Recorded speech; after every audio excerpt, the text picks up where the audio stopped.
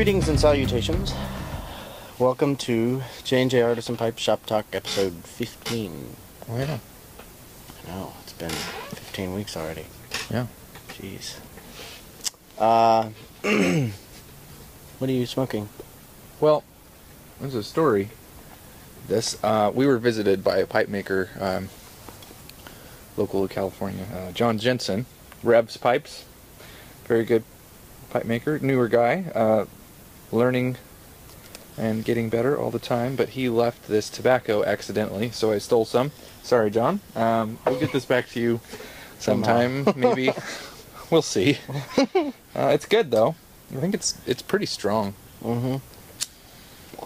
It's like Briar Fox on steroids, in my opinion. Mm. I'm not smoking that. I'm smoking Luxury Twist Flake. Forgive me. Mm. What are you drinking? Well, we've both got Sierra Nevadas. Mine is the Boomerang IPA with the Australian hops. Mm-hmm. You've got the Porter. The Porter. Yeah.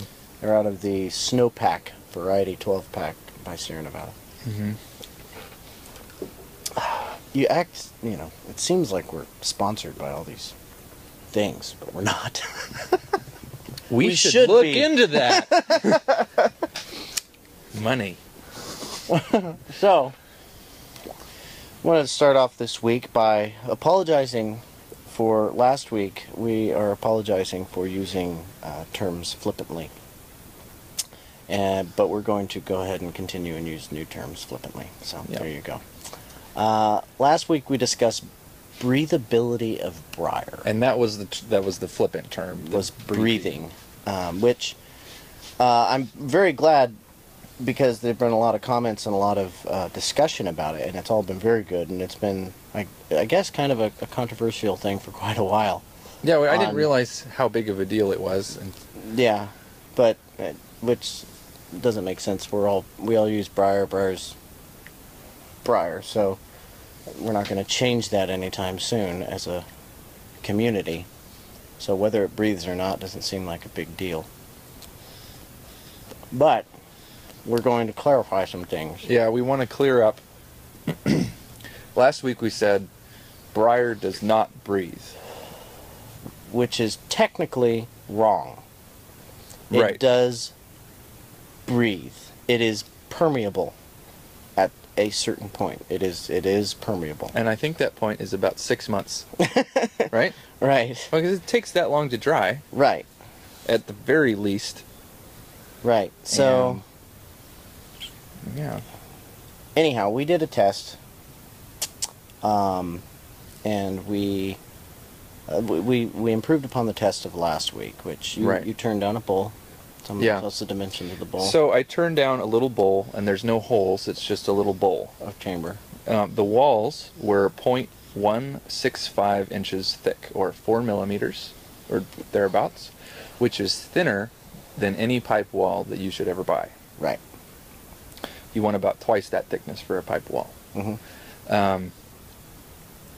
And we filled it with water, and we took some pictures so you can see those, but it sat in the shop for 5 hours. Mm-hmm. And there was a pit going from the outside into the inside of the bowl, and you can see it. You couldn't see air. Right. But there was a small sand pit that went through. Little black sand spit. And there was a small, tiny pinprick of moisture at the flaw. At the flaw. But it never grew over those 5 hours. Right. Also, the pit was right next to some loose grain. Mm-hmm. And you'll notice on the photo that the water actually traveled over the top of the surface and appeared on the soft spot on the outside of the bowl. And we thought we weren't sure whether it was traveling over the top or through. Right. And so we took the heat gun to it like a blow dryer, just briefly just to see if it would dissipate, and it dissipated, and then came back coming down the top. Like a waterfall, almost. Like a waterfall. Just like when you put a paper towel and you just dip the corner into a bucket of water, the water will start traveling up the fibrous, porous structure of the paper. Yeah. Right. And and we still weren't quite convinced, because we wanted to make absolutely sure we were. Right. So we John cut it open on the bandsaw. Dumped it out, and within about 10 seconds, cut it down the middle, and laid it down and took a photo. And there you have it. There is no water seeping through. You can't even past see anything. like 1/1000th of an inch, 2/1000ths of an inch. Yeah, you can see it on the outside of the bowl, but that only goes through about 2/1000ths of an inch on the opposite side because it traveled over. Right. So it's rather fascinating. So obviously, if we soak the entire thing in water for probably a week, I might do it. that would probably saturate the whole thing. So it does technically absorb and is permeable. But the whole reason, which was our point last week, the whole reason we use it is it's so dense and very practically impermeable. It's our pipe smoking purposes. right. It's not very absorbent, which is a good thing. Yes.